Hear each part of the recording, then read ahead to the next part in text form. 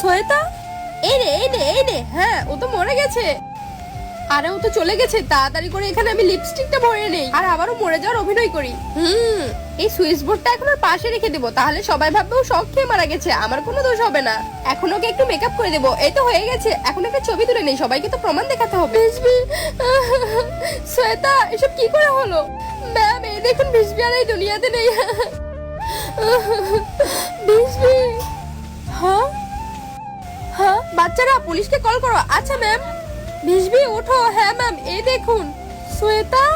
হ্যাঁ ম্যাম, ও আমাকে, আমি আমার ফোনে ভিডিও করছিলাম আর ওই সময় শ্বেতা চলে এসেছিল।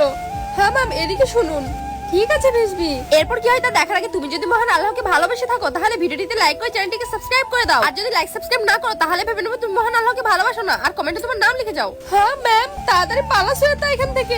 ছাড়ো আমাকে, তোর এত বড় সাহস, চল আমার সাথে। তোমাদের বন্ধু কেমন কমেন্ট করে যেও।